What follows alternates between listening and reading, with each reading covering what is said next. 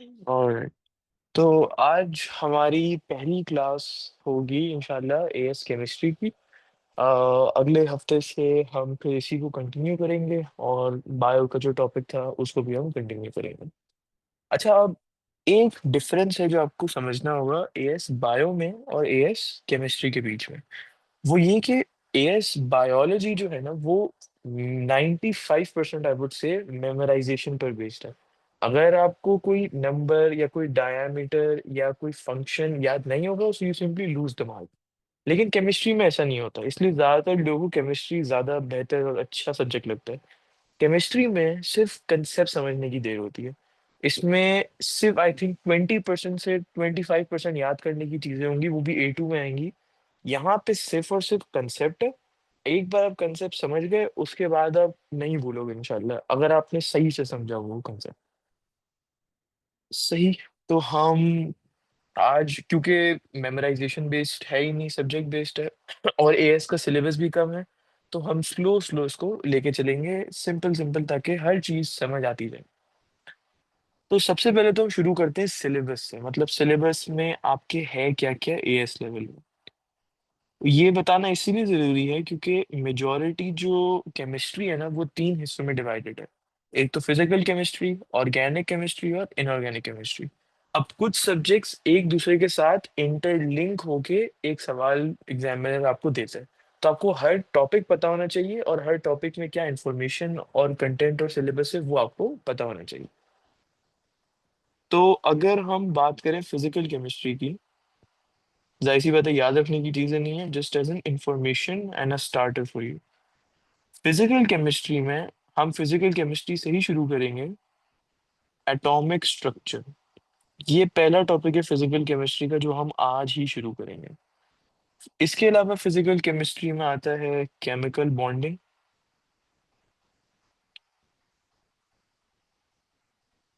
आज की क्लास का पेस भी आपको स्लो ही रहेगा कंपेयर टू जो बाकी हमारी क्लासेस हो रही हैं।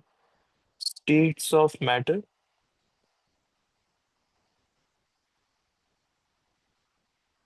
केमिकल एनर्जेटिक्स,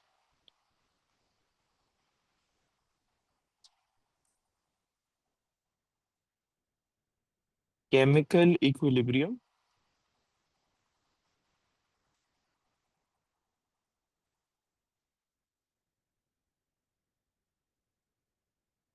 मुझे एक सेकंड दो। Okay. Reaction kinetics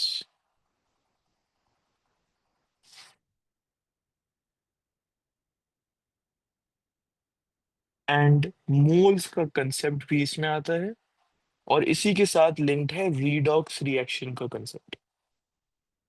each of these concepts obviously will be taught in detail। अगला जो हिस्सा है केमिस्ट्री का वो है इनऑर्गेनिक पार्ट। अब इनऑर्गेनिक केमिस्ट्री में क्या क्या चीजें आती हैं? इनऑर्गेनिक केमिस्ट्री में आता है पीरियोडिसिटी, उसके बाद ग्रुप 7, जिसे कभी कभार ग्रुप 17 भी कहा जाता है, फिर ग्रुप 2, और फिर नाइट्रोजन एंड सल्फर के बारे में कुछ डिटेल्स। पूरा चैप्टर ही उन डिटेल्स पे बेस्ड है। और जो आखिरी पार्ट है जो कि एएस केमिस्ट्री का आई बिलीव सबसे ज्यादा इंटरेस्टिंग पार्ट है, दैट इज ऑर्गेनिक केमिस्ट्री। बहुत बच्चों ने इसको हवा बनाया हुआ होता है, मुश्किल है मुश्किल है, कोई मुश्किल नहीं है, सिर्फ समझने की देर होती है। ये मैं इसको यहाँ पे लिख देता हूँ, जगह कम पड़ी है वहाँ पे। तो ऑर्गेनिक केमिस्ट्री में सबसे पहले आता है इंट्रोडक्शन टू ऑर्गेनिक केमिस्ट्री, क्योंकि ये ऑर्गेनिक, फिजिकल और इनऑर्गेनिक A2 में भी होगा। मतलब केमिस्ट्री आप कहीं भी पढ़ो, कॉलेज लेवल पे, यूनिवर्सिटी लेवल पे, A लेवल, O लेवल, हमेशा तीन हिस्सों में डिवाइड होगा, फिजिकल, इनऑर्गेनिक और ऑर्गेनिक। हाइड्रोकार्बन्स,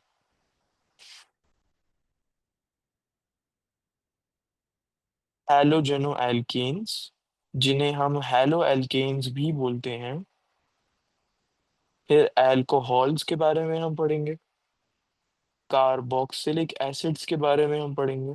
अभी ये सब जानने की कोई जरूरत नहीं है, just keep this in the back of your mind के ये सारी सारी टॉपिक्स हैं जो हम देखेंगे आगे जाके।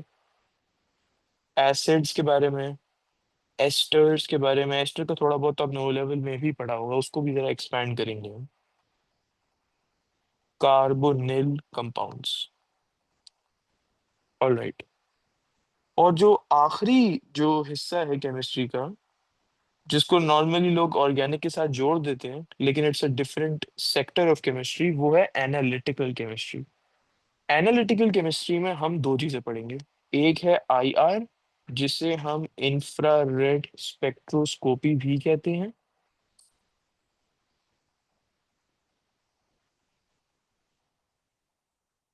और एक है एमएस, जिसे हम मास स्पेक्ट्रोमेट्री कहते हैं। स्पेक्ट्रोस्कोपी और स्पेक्ट्रोमेट्री ये दो अलग अलग चीजें हैं। राइट। अब सिलेबस तो हमने कर लिया क्लियर। आज जो हम शुरू करेंगे वो है एटॉमिक स्ट्रक्चर से।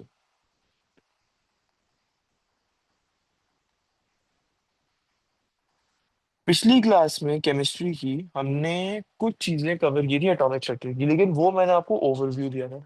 आज हम एक एक चीज को शुरू से डिटेल में देखते हैं।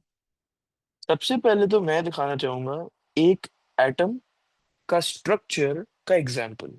So example of the structure of an atom, कि एक एटम अंदर से दिखता किस तरीके का है। तो एक एटम दिखता इस तरीके का है कि सबसे पहले तो बीच पहले मैं बना देता हूँ, उसके बाद में फिर एक्सप्लेन करता हूँ।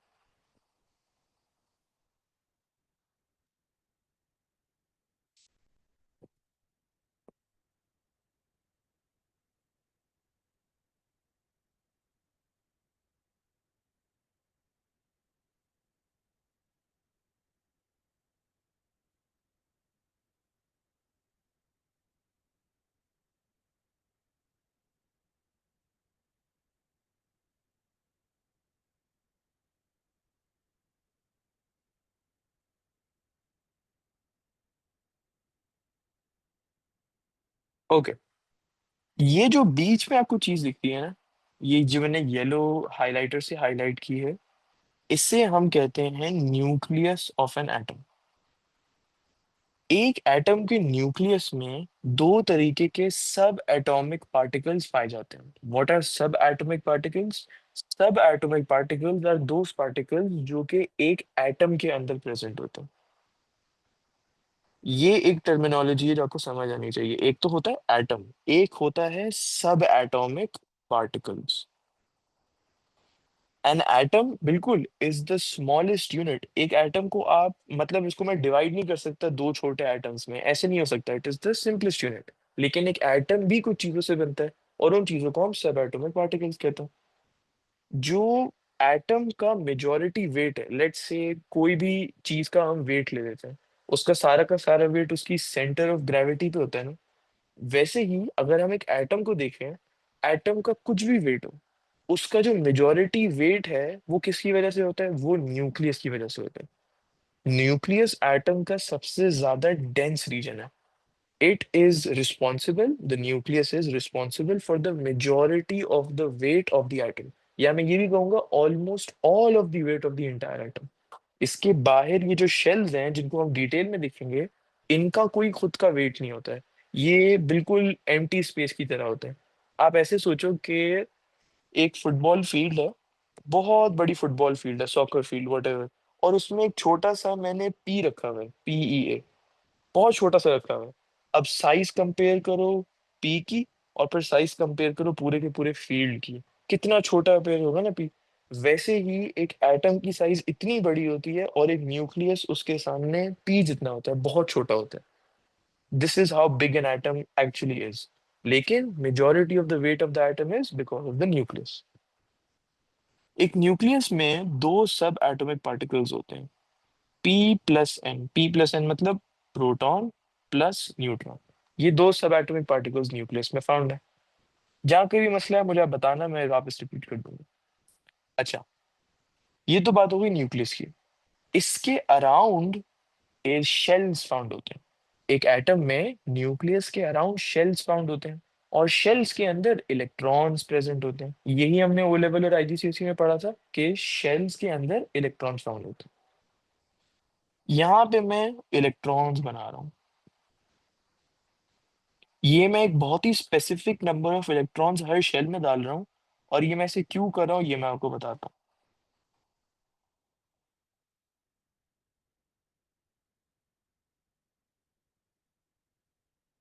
इस ड्राइंग को फिर मैं कंप्लीट कर दूँ, फिर उसके बाद समझाना ना आसान हो जाएगा।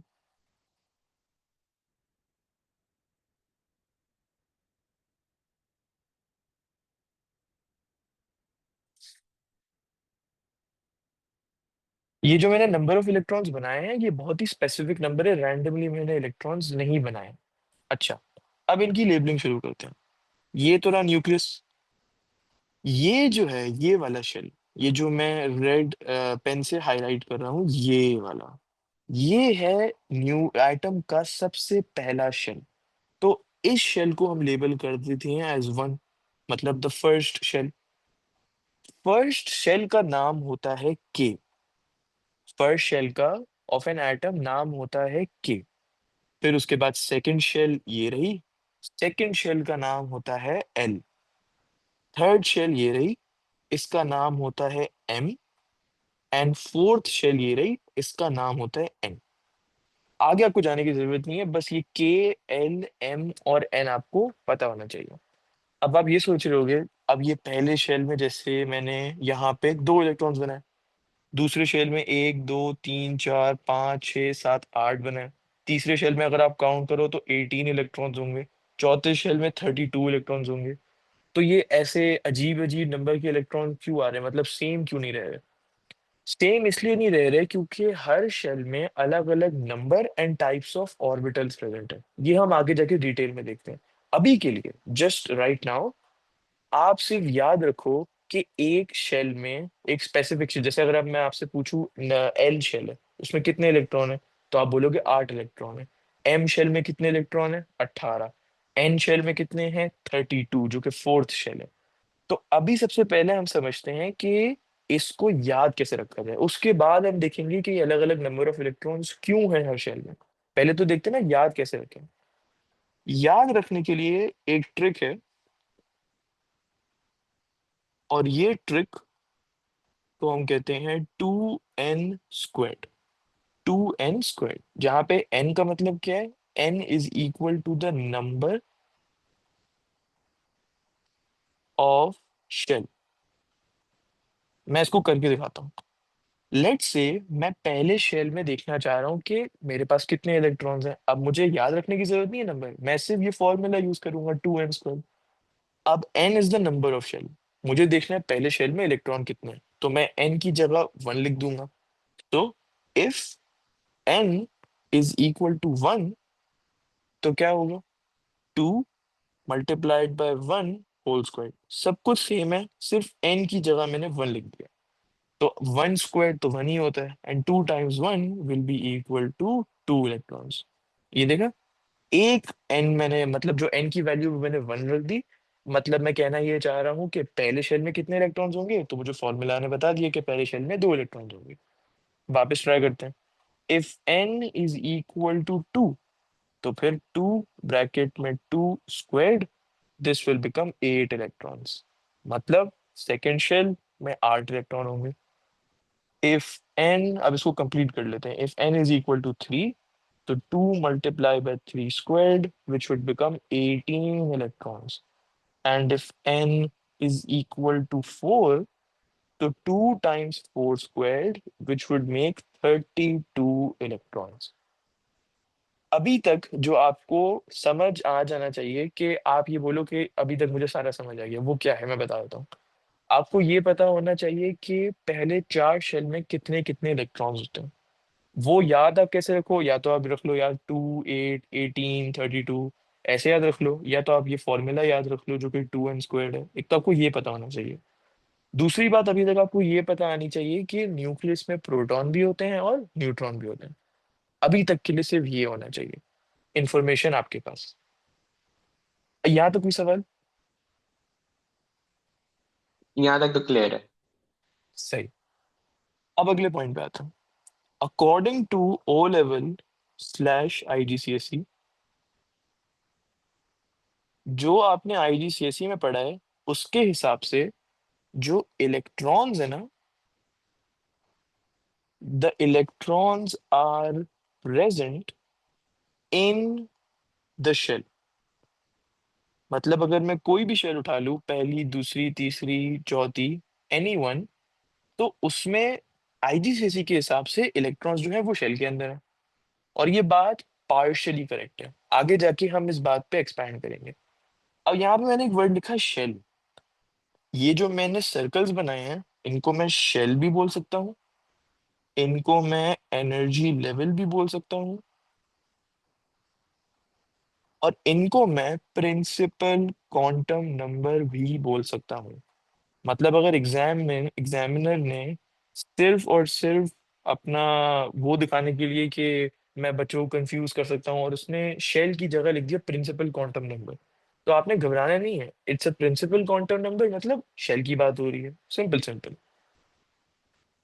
वर्ड थोड़ा अजीब है, लेकिन उसका मतलब एग्जैक्टली 100% शेल का ही है। It's just a synonym.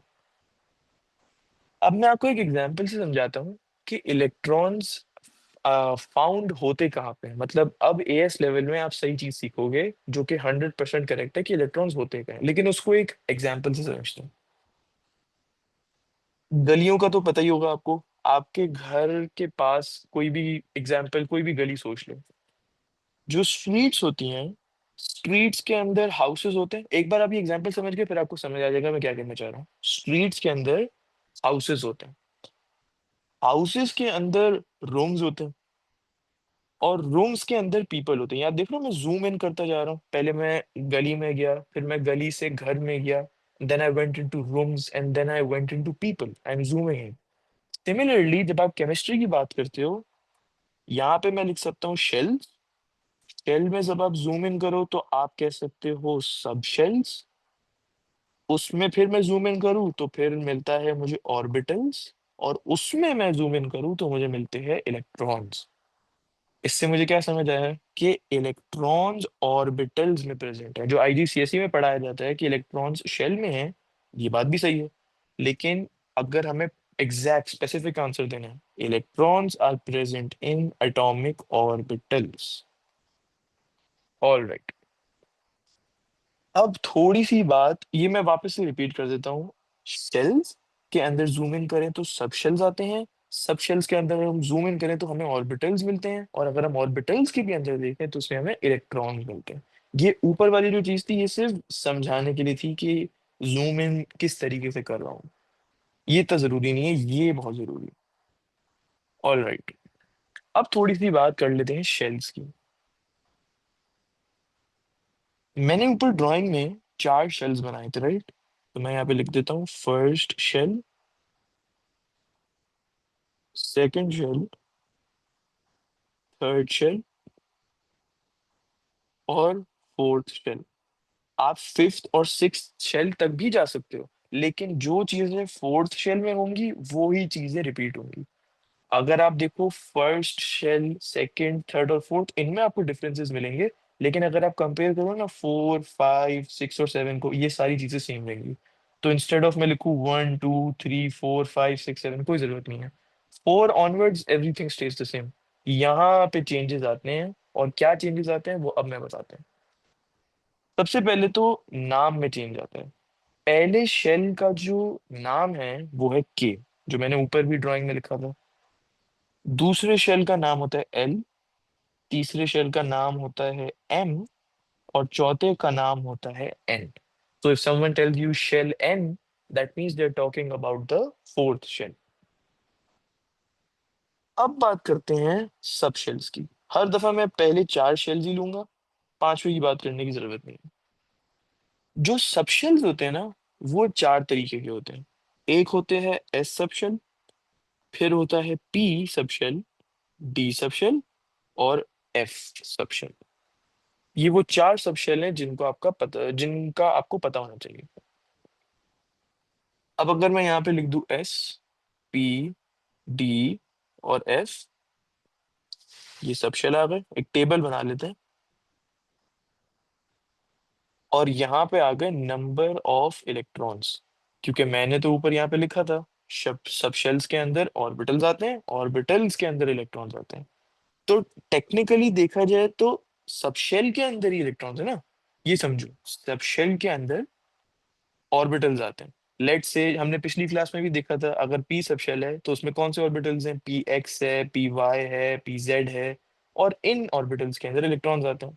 Technically देखा जाए तो ये पी ही सब शेल की बात हो रही है, जिसमें इलेक्ट्रॉन्स हैं, वो सिर्फ एक जूम इन वर्जन बताया हुआ है।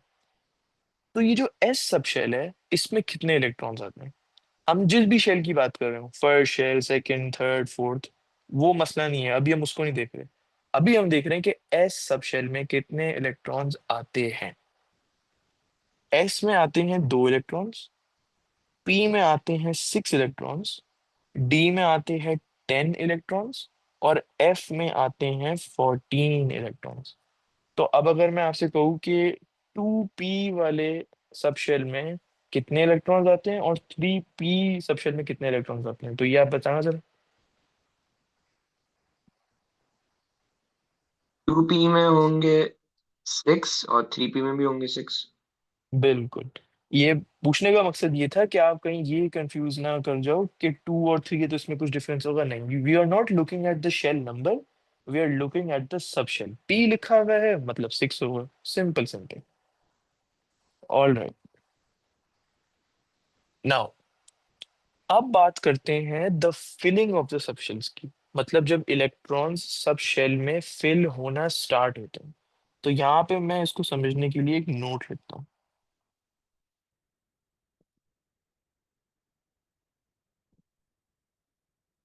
When subshells start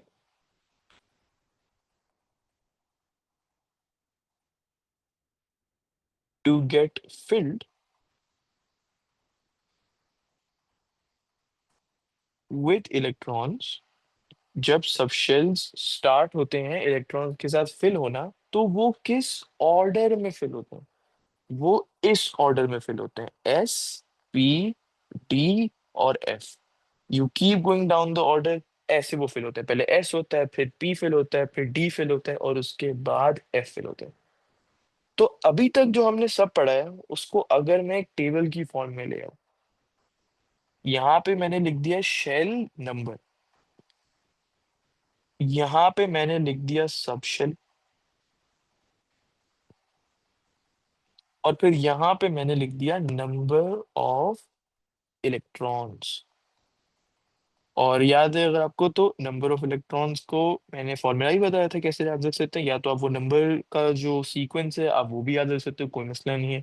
मुझे ये ज्यादा सिंपल रहता है तो मैं यही सिखाता हूँ, 2n²।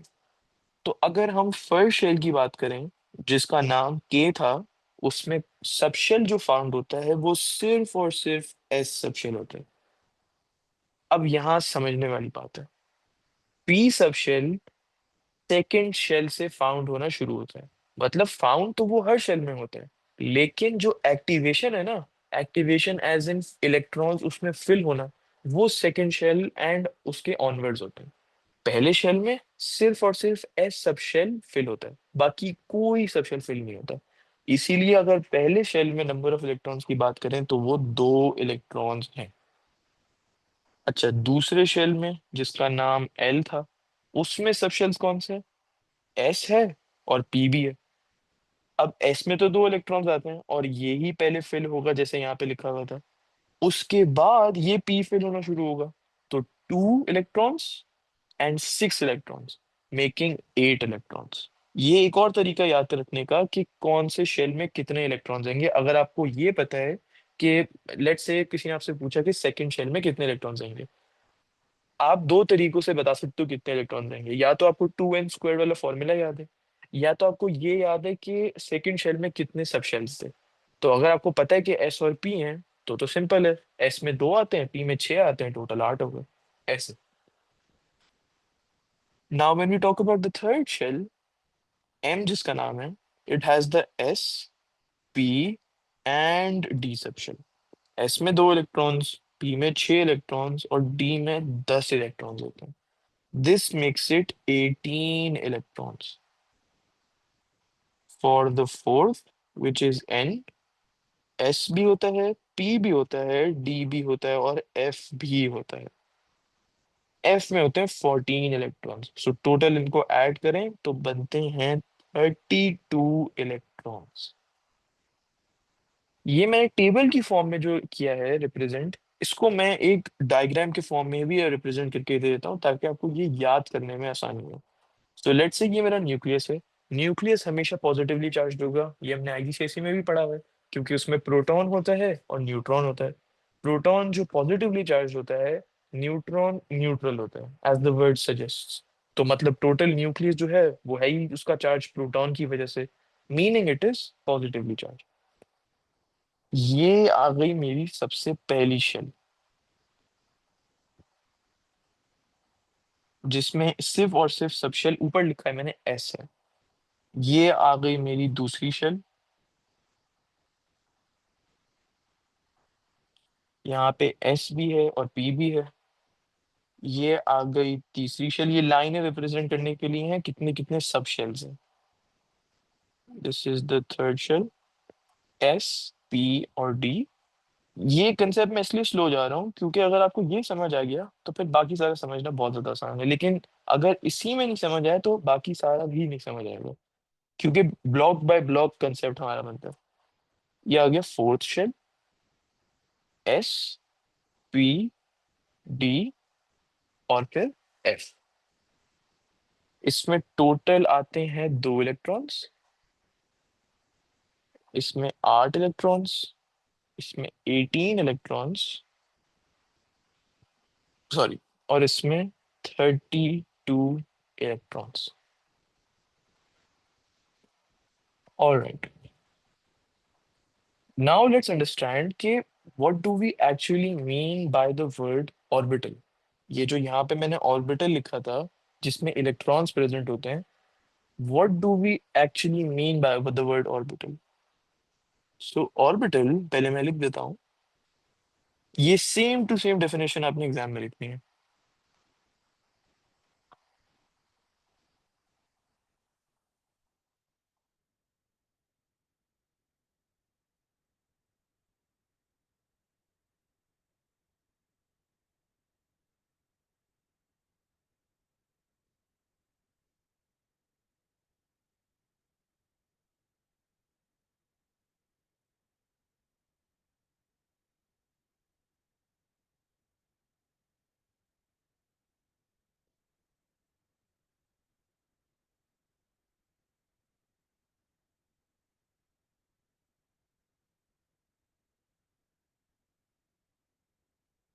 अब इसको समझते हैं।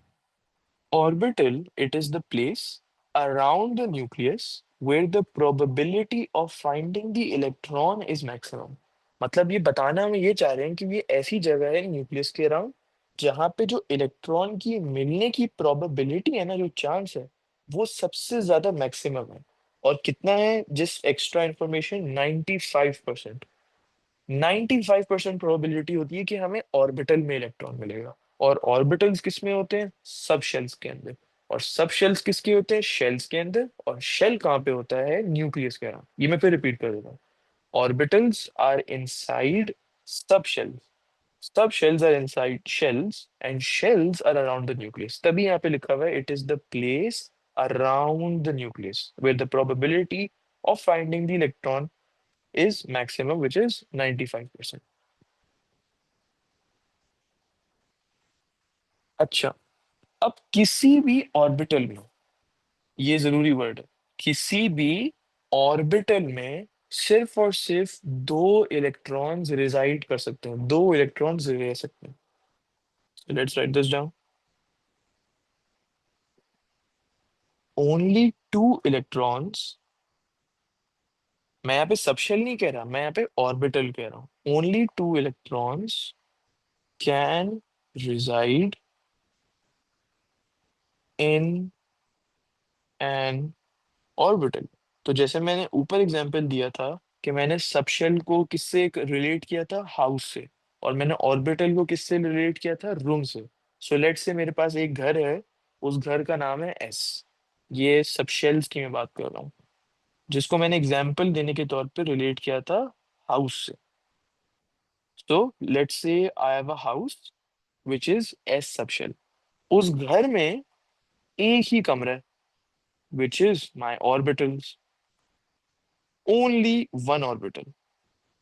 Now every single orbital can only store two electrons. ऐसा ही है, only two electrons can reside in any orbital. अब चाहे वो ऑर्बिटल एस के अंदर हो, पी के अंदर हो, डी के अंदर हो, एफ के अंदर हो, डज नॉट मैटर।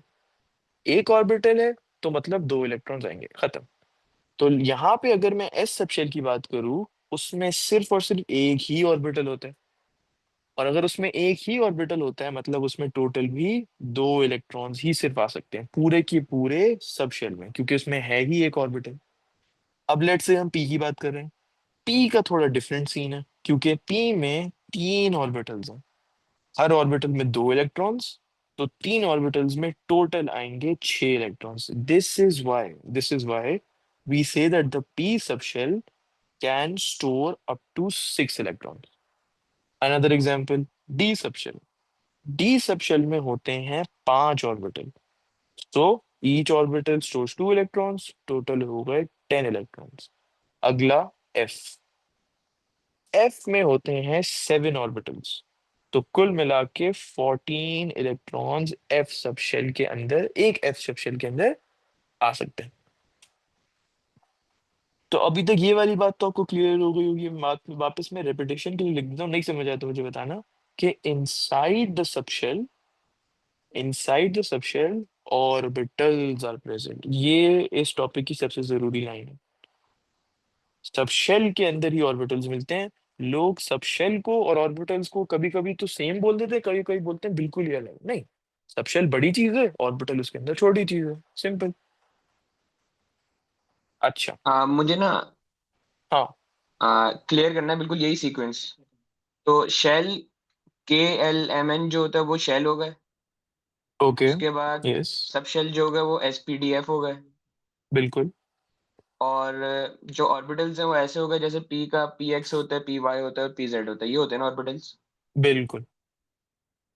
सही है। तो अब ऑर्बिटल्स के बारे में थोड़ी इंटरेस्टिंग चीज, ये जो एस है इसका सिर्फ एक ही ऑर्बिटल है। इसका कोई नाम नहीं है जैसे SX XY, it's just S because it is only one orbital. हमें डिफाइन करने की जरूरत नहीं है कि वो ग्राफ में किस तरीके से प्लेस्ड है। लेकिन अगर हम पी की बात करें, पी में है तीन ऑर्बिटल्स। तो तीन ऑर्बिटल्स हैं तो हम इनको डिफाइन भी करेंगे कि एक ऑर्बिटल एक्स एक्सिस पे है, एक ऑर्बिटल वाई एक्सिस पे है, एक ऑर्बिटल जेड एक्सिस पे है।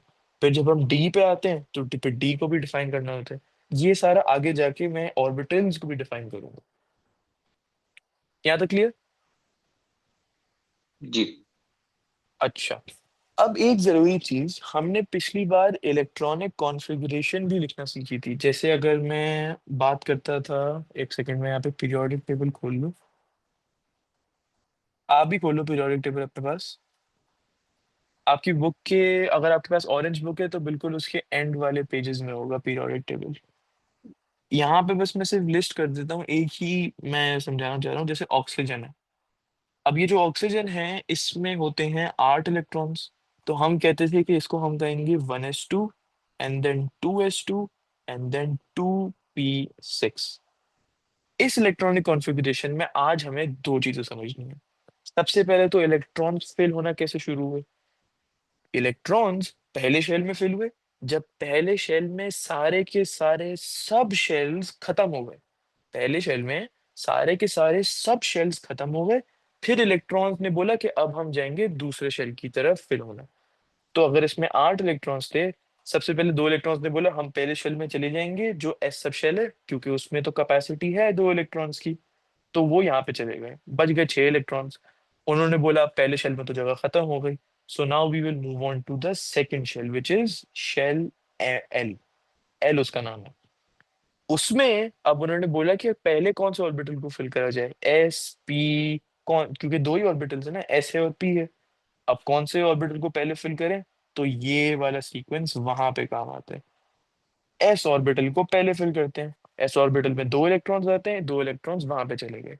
आठ में से दो इलेक्ट्रॉन्स पहले शेल में गए, दो इलेक्ट्रॉन्स दूसरे शेल के एस ऑर्बिटल में गए। अब बच गए चार इलेक्ट्रॉन्स। चार के चार सेकंड शेल के पी सब शेल में चले गए। The remaining four electrons went into the p subshell of the second shell. यहाँ पे 2p, सॉरी यहाँ पे 2p4 होना चाहिए, तो ये 2p4 आ गया यहाँ पे। एक तो हो गई पहली चीज कि शेल इलेक्ट्रॉन्स फिल किस तरीके से हुए। अब जो दूसरी चीज है वो है कि ये जो मैंने जैसे ये चीज लिखी हुई है ना यहाँ पे 1s2, इसका मतलब क्या है? ये जो नंबर है 1, ये रिप्रेजेंट करता है शेल नंबर। मैं कौन से शेल की बात कर रहा हूँ? मैं के शेल की बात कर रहा हूँ, एल एम एन, किसकी बात कर रहा हूँ? ये बताता है मुझे सब शेल, कि सब शेल कौन सा, और ये बताता है कि उसमें इलेक्ट्रॉन्स कितने। सिमिलरली अगर 2p4 देखा जाए तो आपको ये समझना चाहिए कि दिस इज सेकंड शेल। 2 लिखा हुआ है, यहाँ पे p लिखा हुआ है, मतलब p सब शेल की बात हो रही है। और यहाँ पे 4 लिखा हुआ है, मतलब जो सेकंड शेल में p सब शेल है उसमें 4 इलेक्ट्रॉन्स हैं। सिंपल। ओके, मुझे 1 मिनट का ब्रेक दो, मैं पानी पी के आता हूँ।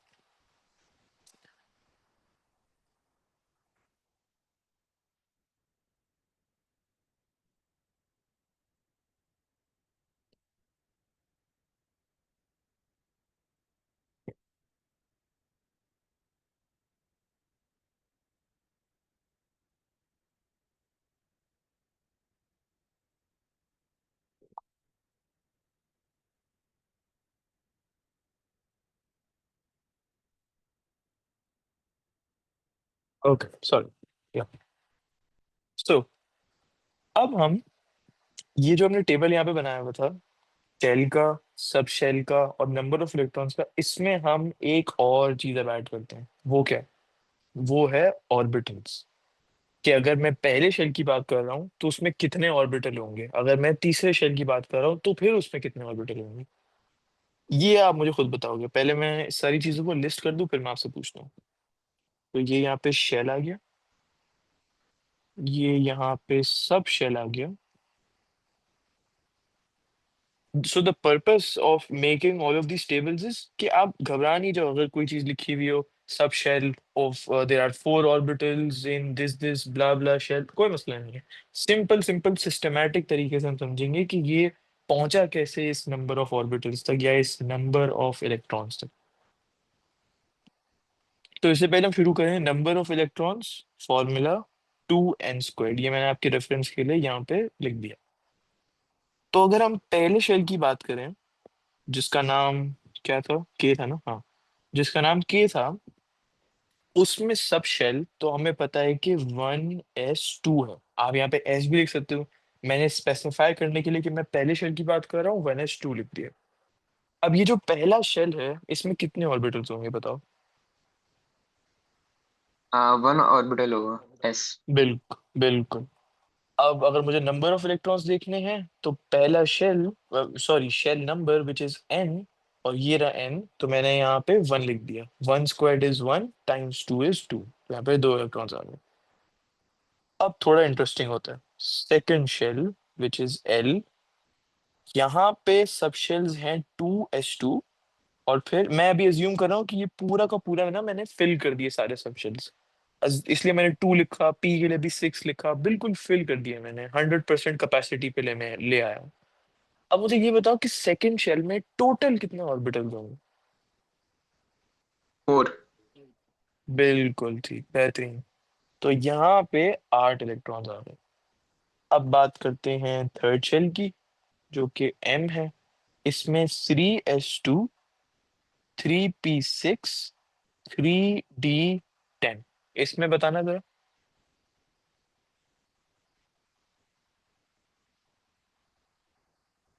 8। वापस चेक करो।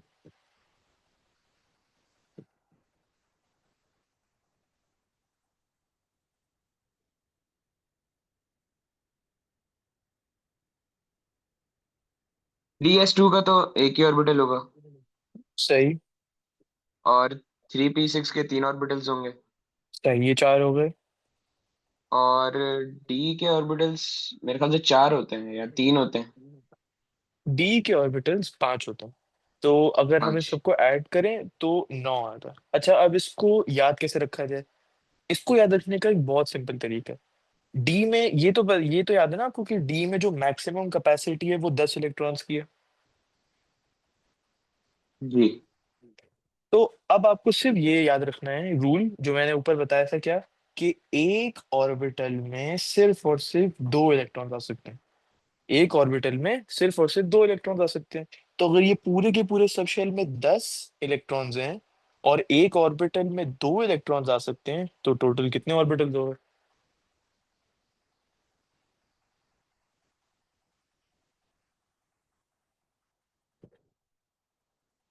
कितने हो गए ऑर्बिटल्स? नो, इसमें थर्ड शेल में नहीं नहीं, ये मैं डी सब शेल की बात कर रहा हूँ। 5। बिल्कुल सही। तो अभी आप अगली बार कहीं भी कंफ्यूज हो जाओ, जैसे अगर आपको होता है ये कभी कभार लोगों को नहीं याद आता कि पी में क्या होगा, एग्जाम सिचुएशन की मैं खुद भूल गया था उस दिन। तो बहुत सिंपल, इसमें 6 इलेक्ट्रॉन्स हैं, हर ऑर्बिटल में 2 इलेक्ट्रॉन आते हैं, तो 6 डिवाइड बाई 2 कर दिया, 3 आ गया। अब यहाँ पे 2 हैं, जैसे एस सब शेल में, तो अब हर ऑर्बिटल में 2 इलेक्ट्रॉन्स आते हैं, सो 2 डिवाइड बाई 2, यहाँ पे 1 आ गया। सिंपल। तो अब मुझे ये पता है कि जो 3D सब शेल था उसमें 5 ऑर्बिटल्स, पी में 3 और एस में 1, तो टोटल 9 ऑर्बिटल्स आ गए। And this is why 18 electrons, again you could use the 2n² वाला फॉर्मूला। फोर्थ की जब हम बात करते हैं एन, जो कि लास्ट हमारा ये शेल है, इसमें 4s2, 4p6, 4d10 और फिर 4f14। सुकून से टाइम लो अपना, लाइक लिख लो, कैलकुलेट कर लो और मुझे बताओ कि इसमें टोटल फोर्स शेल में कितने ऑर्बिटल्स होंगे। 16। बिल्कुल ठीक। यहाँ पे 16 इलेक्ट्रॉन्स होंगे, बेहतरीन। क्योंकि एफ में 7, टी में 5 दैट्स 12, पी में 3 दैट इज 15 एंड एस में 1 दैट इज 16। 32 इलेक्ट्रॉन्स हमारे यहाँ पे होते हैं कंप्लीट। अब आज की जो आखिरी चीज है ना, वो है इलेक्ट्रॉनिक कॉन्फ़िगरेशन को थोड़ा और डिटेल में समझना। मैं यहाँ पे पीरियोडिक टेबल जरा ना लाता हूँ, एक सेकंड। मैं पीरियोडिक टेबल को कॉपी पेस्ट कर देता हूँ यहाँ पे।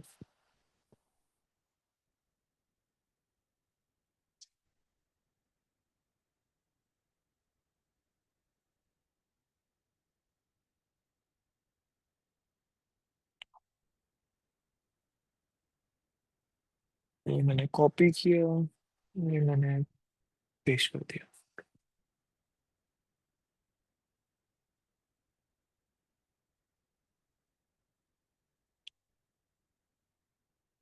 तो ये मेरे पास पीरियोडिक टेबल आ गया। अब मैं आपको एक चीज बताता हूँ। अगर मैं बात करता हूँ ना कॉपर की, तो कॉपर में मैं इलेक्ट्रॉनिक कॉन्फ़िगरेशन कैसे लिखूंगा, अब ये जरा समझना। मैं लिखूंगा 1s2, 2s2। सबसे पहले तो, बल्कि एक मिनट, सबसे पहले मैं देखूंगा, मैं कॉपर की बात कर रहा हूँ, उसमें इलेक्ट्रॉन्स कितने हैं, उसमें है 29 इलेक्ट्रॉन्स। बल्कि चलो अभी कॉपर में तो एक स्पेसिफिक एक्सेप्शन है ना, एक्सेप्शन के अलावा की बात करते हैं। हम बात करते हैं वनेडियम की। हाँ ये बड़ा सिंपल है, वनेडियम से शुरू करते हैं। वनेडियम में है 23 इलेक्ट्रॉन्स। पहले तो मैंने लिख दिया 23 इलेक्ट्रॉन्स। ये मैं आपको बता रहा हूँ क्या, ये मैं आपको थिंकिंग प्रोसेस बता रहा हूँ। आपके एग्जाम में कोई भी आपको एलिमेंट वो पीरियोडिक टेबल में से चिपका के दे सकते हैं, कोई मसला नहीं है, they are fully allowed to do so, उनका जो सिलेबस है वो अलाउ करता है। आपका थिंकिंग प्रोसेस क्या होना चाहिए कि मैं इलेक्ट्रॉनिक कॉन्फ़िगरेशन लिखूं कैसे। स्टेप नंबर 1, मैं स्टेप्स भी लिख देता हूँ। स्टेप नंबर 1, एटॉमिक नंबर आपको पता होना चाहिए। ये आपने ओ लेवल में भी पढ़ा था कि the atomic number is equal to the number of protons which is equal to the number of electrons. तो मतलब अगर यहाँ पे 23 लिखा हुआ है, मतलब वेनेडियम के एक एटम में 23 प्रोटॉन्स हैं और 23 इलेक्ट्रॉन्स हैं। तो मुझे समझ आ गया कि इलेक्ट्रॉन्स इसमें 23 है। स्टेप नंबर 1 मेरा यहाँ पे पूरा हो गया, to find out the number of electrons in one atom.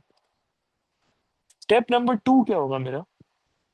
Step number 2 मेरा ये होगा कि मैं शेल नंबर 1 से शुरू करूंगा। ऑब्वियसली मैं शेल नंबर 3 से तो फिल करना शुरू नहीं कर सकता। जो फिलिंग का जो प्रोसेस है, जो सीक्वेंस है, वो है कि आप पहले शेल से शुरू करो। और अगर ये बड़ा, ये मैं लिख देता हूँ, start from the first shell. You always start from the first shell. But if a shell has two और मोर सबशेल्स, मतलब अगर किसी शेल में दो या दो से ज्यादा सबशेल, जैसे फॉर एग्जांपल सेकंड शेल है, सेकंड शेल में एस सबशेल भी है और पी सबशेल भी है, तो फिर कौन से वाले को पहले फिल करेंगे? ये वाला ऑर्डर जो ऊपर लिखा था ये फॉलो करेंगे, एस पी डी और फिर एफ। पहले शेल का तो मसला ही नहीं, उसमें तो है ही एस। लेकिन दूसरे शेल से हम शुरू करेंगे एस फिर पी, फिर तीसरे शेल में हम करेंगे एस पी डी, फिर चौथे शेल में अगर तो हम चौथे शेल तक पहुंचे तो फिर हम लिखेंगे एस पी डी और एफ। तो अब शुरू करते हैं। 23 इलेक्ट्रॉन्स हैं, मैं बोलूंगा पहले शेल से शुरू करते हैं, जिसमें s orbital s sorry s sub shell है और इसमें दो इलेक्ट्रॉन्स आते हैं। यहाँ पे मैंने अपने दो इलेक्ट्रॉन्स को ठिकाने लगा दिया, 2 electrons are done. How many am I left with? I am left with 21 electrons. पहला शेल तो फुल हो गया। दूसरे शेल में सबसे पहले मैं एस को फिल करूंगा, 2s2। Okay done. फिर उसके बाद 2p6। यहाँ तक ठीक हो गया, यहाँ तक 10 इलेक्ट्रॉन हो गए। अब मैं जाऊंगा तीसरे शेल में, 3s2। फिर उसके बाद 3p6। यहाँ तक भी सही है। अगर हम काउंट करें वापस से, 8 इलेक्ट्रॉन्स, 14 इलेक्ट्रॉन्स, 16 एंड 18, 18 इलेक्ट्रॉन्स को हमने ऑर्बिटल्स के सब शेल्स के अंदर डाल दिया, सॉरी, 18 इलेक्ट्रॉन्स को हमने सब शेल्स के अंदर उनके रिस्पेक्टिव डाल दिया। अब 5 इलेक्ट्रॉन्स के साथ हमें करना है। अब हम लिखेंगे 4s2। ये भी सही हो गया। और फिर हम लिखेंगे 3d3। आपने एक चीज नोटिस की, 1s2, ओके, फिर उसके बाद 2s2, 2p6। सारे के सारे जो सारे के सारे सब शेल्स जो सेकंड शेल में, आई रिपीट, सारे के सारे सब शेल्स जो सेकंड शेल में है वो हमने साथ में लिखे, 2s2, 2p6। लेकिन तीसरे शेल में हमने कुछ अलग सीन किया, हमने लिखा 3s2, फिर हमने लिखा 3p6, फिर उसके बाद हमने लिखा 4s2, और फिर हम वापस 3 पे आए, हमने लिखा 3d3। तो ये क्या चक्कर है? यही मैं चीज समझाना चाह रहा था। इसको समझने के लिए आपको समझना पड़ेगा कि एसेंशियली फिलिंग होती कैसे है, मतलब आप लिखते कैसे हो। तो for this I draw diagram, जिससे समझना बहुत ज्यादा आसान हो जाएगा कि अब मैं 3p6 पे पहुंच गया, अब मैं 3d लिखूं या 4s को पहले फिल करूं, क्या करूं समझ नहीं आ रहा। तो अब हम उसको देखते हैं। फर्स्ट शेल में 1s। मैं अभी सिर्फ डायग्राम बना, मैं कुछ बोलूंगा नहीं, उसके बाद मैं समझाऊंगा कि मैंने डायग्राम में बनाया है क्या।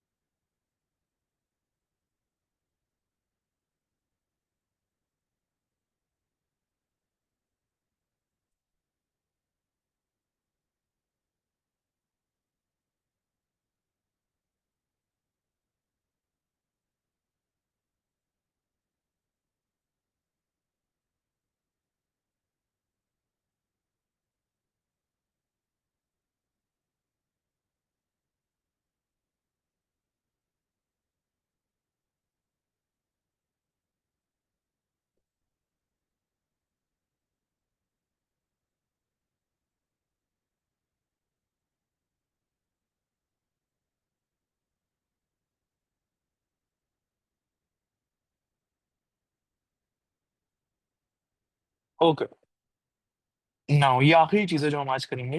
जब मैं समझा रहा था अबाउट द नंबर ऑफ सब शेल्स, या कौन से टाइप के सब शेल्स फाउंड होते, तो हमने सिर्फ और सिर्फ पहले 4 शेल्स को देखा। अब आपको समझ आ रहा होगा क्यों। वो इसीलिए क्योंकि अगर आप फोर्थ शेल को देखो और फिफ्थ शेल को देखो, यहाँ पे कुछ भी चेंज नहीं होता। 4 5 6 7 8 9 कुछ भी चेंज नहीं होता। उसमें एस होता है, पी होता है, डी होता है, एफ होता है। कोई पांचवा और पांचवा सब शेल होता ही नहीं। लेकिन अगर आप फर्स्ट टू फोर्थ शेल में देखो तो यहाँ पे बहुत सारे चेंजेस दिख रहे होंगे। अच्छा, अब हमें देखना था कि ये फिलिंग होती कैसे।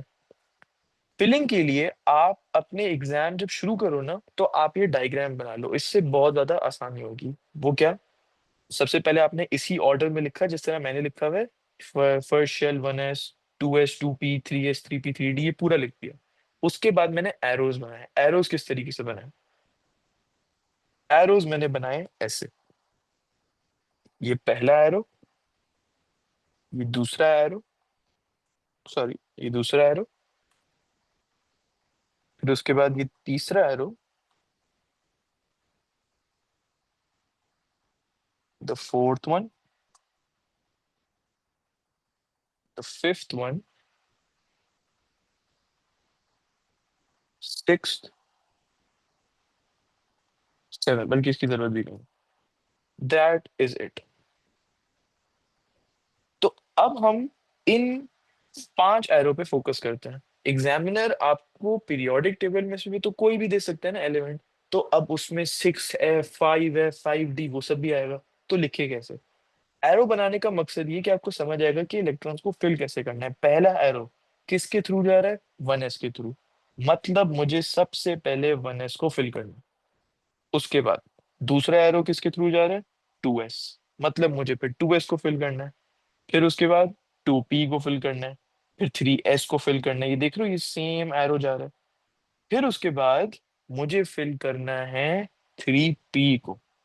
उसके बाद 4s को, क्योंकि ये सेम एरो में, राइट? ये मैं वापस से रिपीट कर देता हूँ। मुझे देखना है एरोस को, और वो एरो कौन से वाले सबशेल के थ्रू जा रहे हैं। ये पहला एरो 1s के थ्रू जा रहा है, so I understand this is the first subshell which I have to fill. ये पहला हो गया।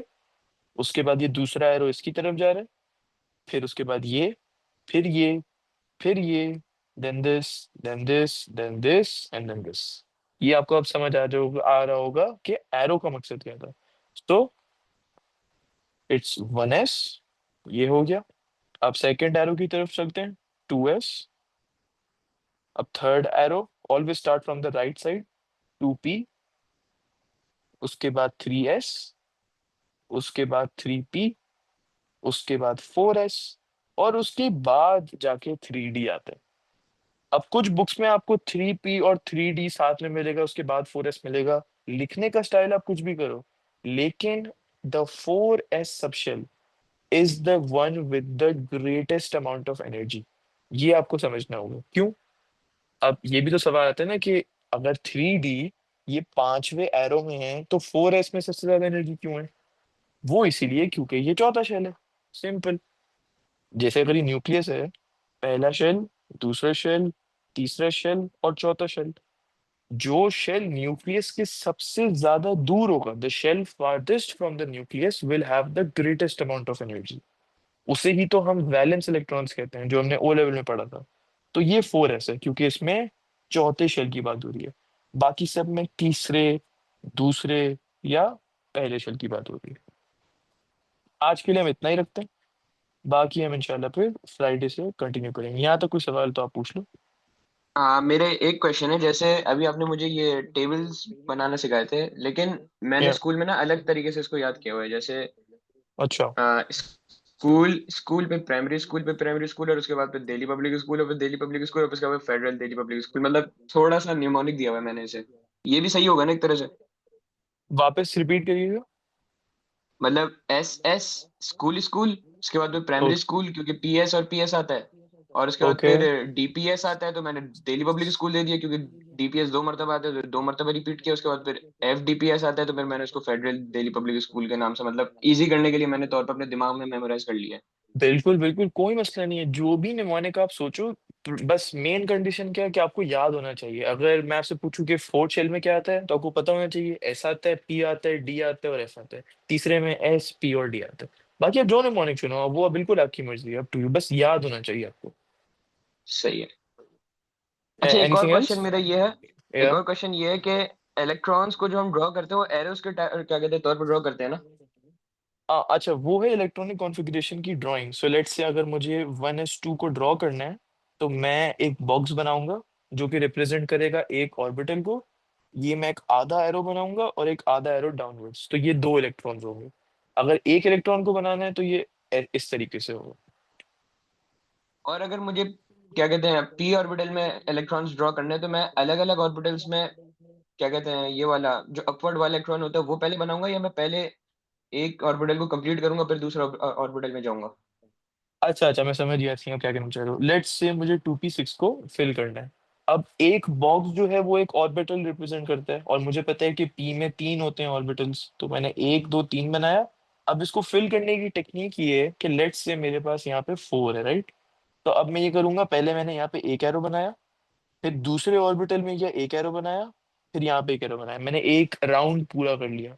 अब दूसरे राउंड में मैं वापस से पहले ऑर्बिटल में शुरू करूंगा ऐसे, और अब मेरे पास इलेक्ट्रॉन ही खत्म हो गए। So this is my drawing. अगर मुझे 2p5 में बनाना है, तो अब मैं क्या करूंगा, वापस से तीन बॉक्सेस बनाए, ये पहला राउंड किया, हर ऑर्बिटल में एक एक इलेक्ट्रॉन डाला, फिर दूसरा राउंड किया, मतलब वापस से शुरू किया मैंने, ये एक यहाँ पे एक यहाँ पे, फिर से मेरे पास इलेक्ट्रॉन्स खत्म हो गए। अगर यहाँ पे 6 होता, तो ये सारी ऑल ऑटोमेटिकली फिल हो जाता। सही है। चलो, और कुछ? नहीं, बस यही थे। सही। अब मैं आपको ये रिकॉर्डिंग भेज देता हूँ, और फिर हम इंशाल्लाह, अच्छा फ्राइडे को 10:30 टू 11:30 है, राइट? सही है। Okay, perfect. Thank you, Allah Hafiz. Allah Hafiz.